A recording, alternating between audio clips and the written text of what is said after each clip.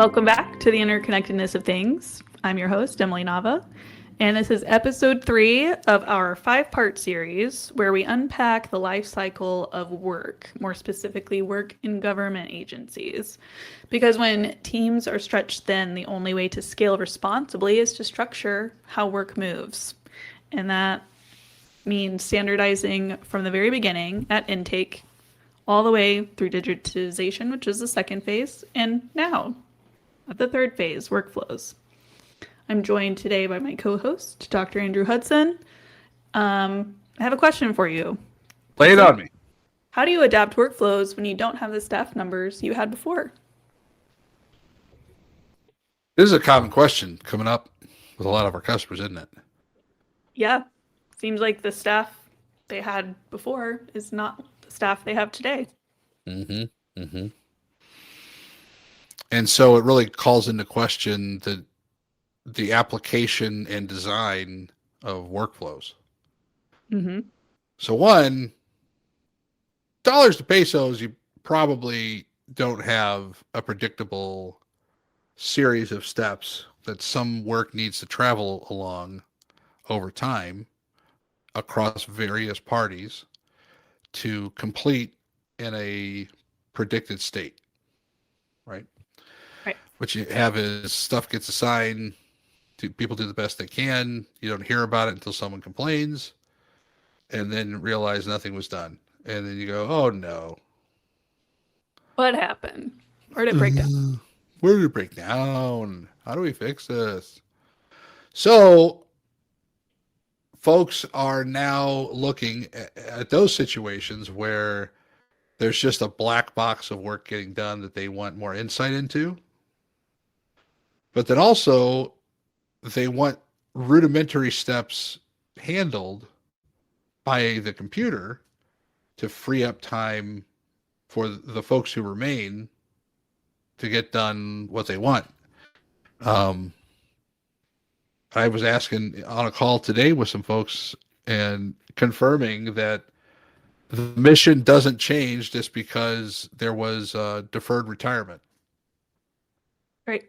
Same amount of work. And same amount of work, fewer people. What do? Well, hire again, which likely that's not going to be a first starter.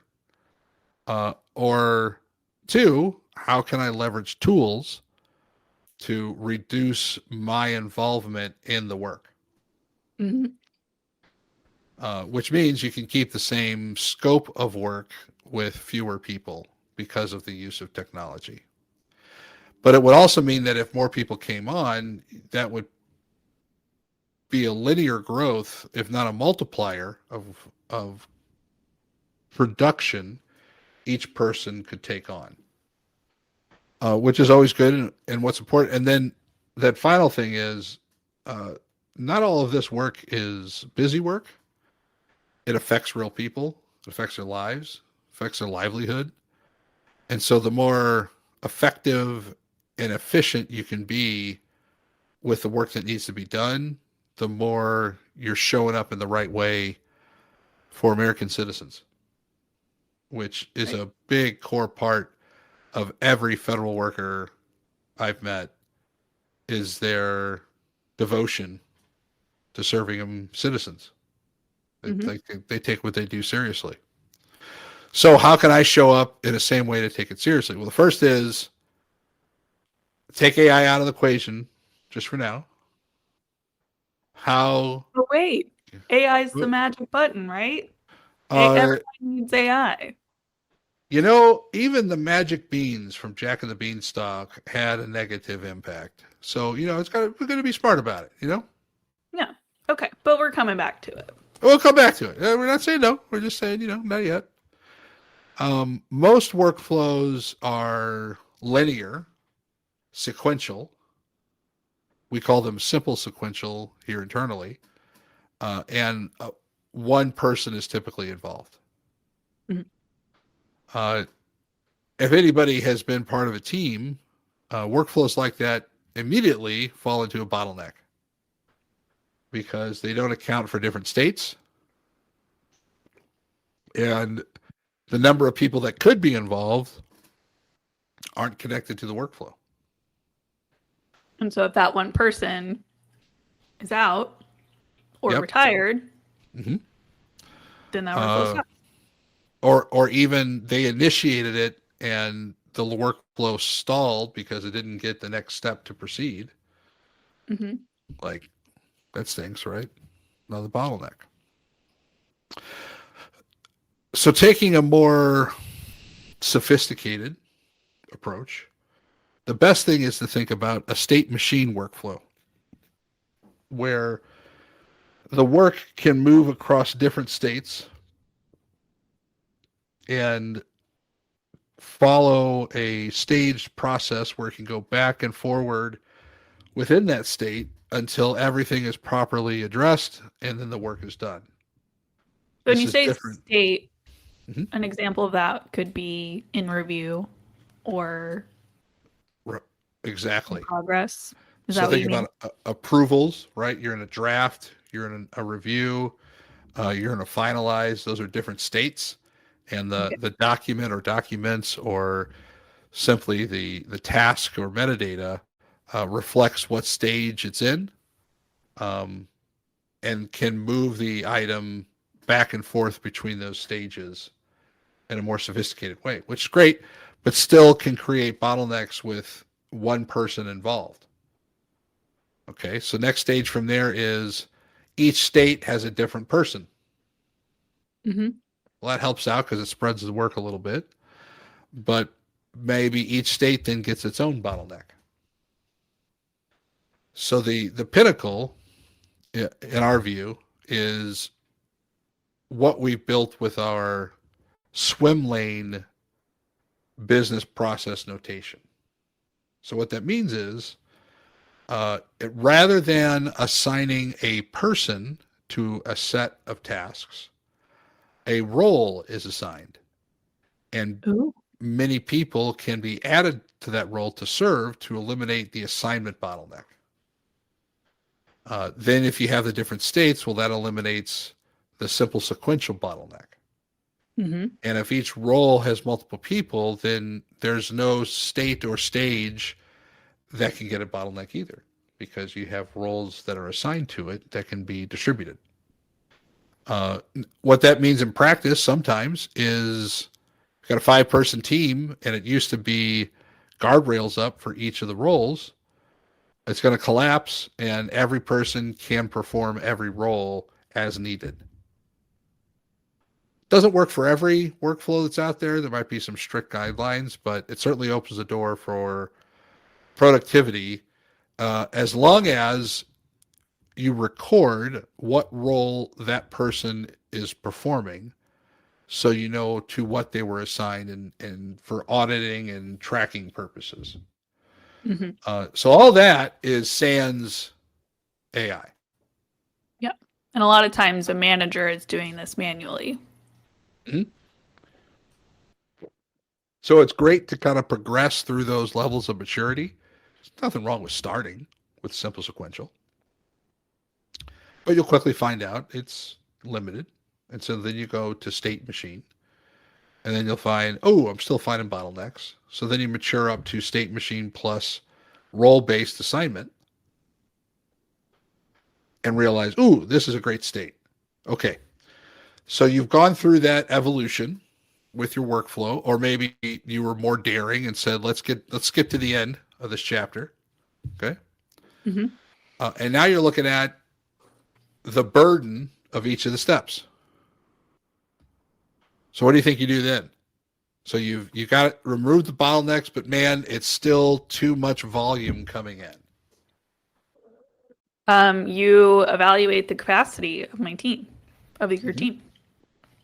So what if you can't change the volume? Spread the work around. Can't spread it around anymore because everybody's already at capacity, but the work keeps coming. Now it gets hard, right? Yeah.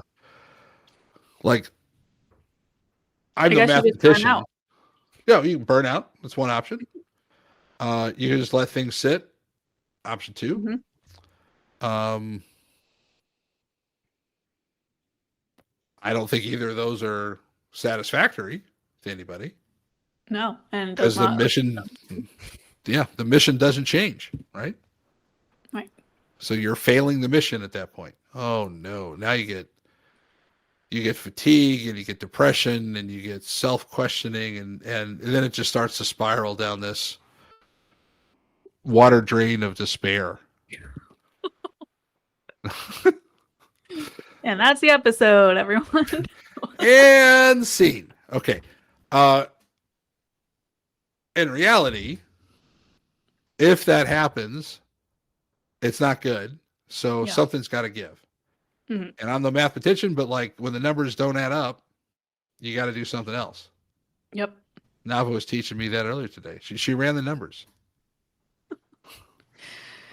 Yeah. When you look at events on your calendar and you've got two of the same event, you do the math, and then you're like, we don't need the same event twice. You get rid of one event. That's what the math says. That's business math for you right there. That's Yeah. MBA.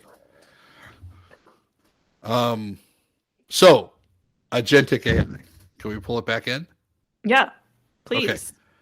So this is the right time when you've done this level of maturity, in my view, to start to entertain a step in your workflow, not an entire workflow, but a step in the workflow that can be replaced with an agent. An example of this could be, well, if you hook up what everybody's assigned to and you realize that something can't be assigned because of capacity, because there's some parameters that you put in, the AI can then say, well, these are the options I have to respond, just like a manager would. And it can make the determination of what the next steps. Does this go back into a queue? Does it get rejected wholeheartedly? Does it get sent to a different team? All these options you can articulate that normally someone would be doing themselves, but now the agent with these fixed parameters has a high likelihood of reliability to route these things correctly, thus freeing up the person who had to stop with the volume and trying to make the determination themselves. So there's other applications. I'm just trying to pick a simple one since I went through a whole explanation of different types of workflows. Yeah, and I think that touches on an important part too of where can I implement AI in what step, not automating the whole workflow or having an expectation that AI is going to be in every step of every workflow. Oh yeah. Um, I can be proven wrong on this easily given the right circumstances and the right type of work. I'm Mm-hmm. sure that what I'm saying can be refuted. What my recommendation here on using it as a single step to enhance over time is practical. Mm-hmm. Um, I emphasize more than anything reliability in output more than eliminating people from the process. I have been a strong proponent of using AI to enhance work, to enhance Yep. the human. What I have difficulty even today with the enhancements and models is saying, let that sucker run on its own. It needs inspection, it needs guardrails, and maybe that's just right now. Who Well, and I knows think what the especially in future? terms of government work, security is such a cornerstone in using AI, and so I think that it's right to expect that AI can be sprinkled throughout a workflow. Is you don't want it Well, all automated, and you still need your people to be there. that's another great point. Like, um, one thing I will compliment the agencies that we've worked with directly is its measured approach to adopting large language models. Hmm. They're selective, they're deliberate. Um, I don't think it's out of fear. I think it's out of standards. Yep. And that's another way you can be a good steward of that process is, well, hey, listen, I took this as far as I can with people. If we could replace X, Y, and Z steps with an agent, let's start with one and evaluate the results. Okay, it's been pretty consistent. So now I'm going to stop monitoring it every day and move to a week. And you can start to spread out from there. Knowing it can be wrong, Yep. just like if you assigned a human to it.